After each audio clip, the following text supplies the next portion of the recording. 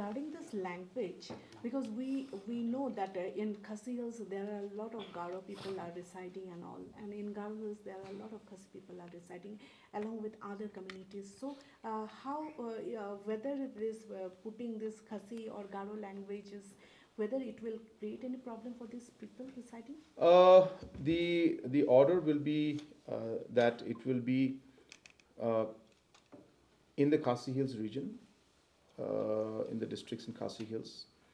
It will be English and Khasi, not or, English and Khasi. And in the Garo Hills region, it will be English and Garo.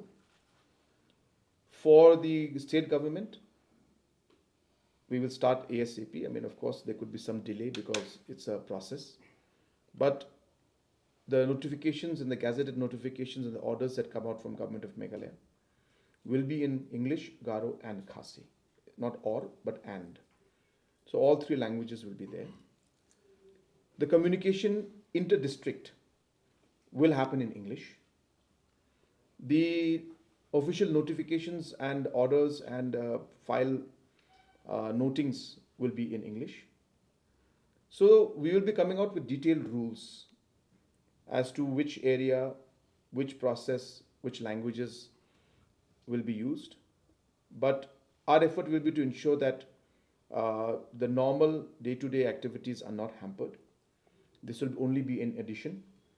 So while English is being used in certain areas, Garo will be added. It's not that English will stop and you will only give in Garo or only in Khasi. Both English and Khasi, English and Garo, English, Garo and Khasi, all three will be used as per the written. But English will always be a common thread that will go through. So therefore there should not be any disturbance or disruption in terms of communication.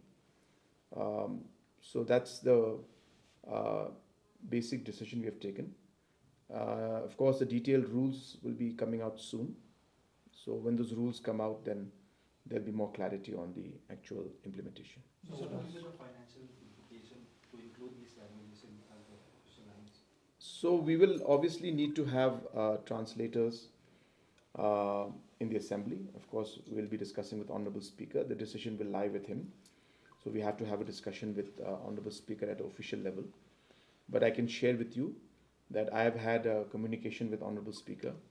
I have spoken to him on multiple occasions about this decision that we are planning to implement.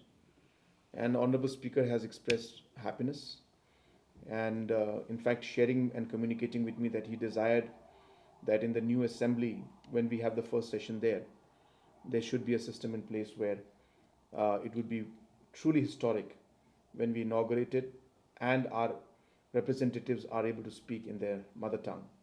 Would be a great message for the people of the state and would be a great beginning and starting of the new assembly. So there will be some manpower requirements though in those areas. And of course in the district level also and at the same time at the secretariat level, we will require certain manpower. I expect that there will be some minor expenditures, nothing major. But looking at the larger impact and the larger emotional connect and how this is important for our people and especially for future generations, I think the financial impact is not a big consideration. This is something that we must do and we have taken that decision to go ahead with this. Since we have two mother tongues, not one mother tongue, don't you think this may lead to confusion, disunity, and regionalism, more regionalism? There are always plus and there are always minuses on every decision that one takes. I see that there is more plus to it, especially when we look at all the decisions that the government is taking. You'll have to, I always say this, when you look at any decision, you have to see it in the larger context of the ecosystem and the other decisions we take. Today, government has taken another very landmark decision, not today, but a couple of months, many months back, that in all the schools, both Garo and Khasi will be taught to all the students. And this is being done precisely because we want to promote. So if you just look at this decision as a single decision, one could think in the line that you are thinking. which of course is not the correct thought process.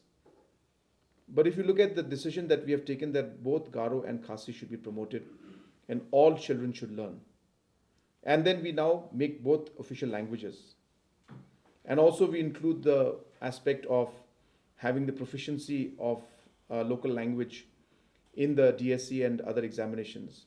If you look at all of these decisions put together, the larger purpose of what we're trying to do is to ensure that we promote our languages, we ensure that it is used more, we ensure that our children and youngsters and youth learn the languages of different tribes and different regions, so that all can become competent or at least be able to communicate in basic languages of Garo and Khasi. So one angle would be the way you see it, but as I said, if I see from the larger context, this is maybe one of the most important decisions and a very, very critical decision for the people of our state. So how long we have to wait for the 8th scheduled recognition?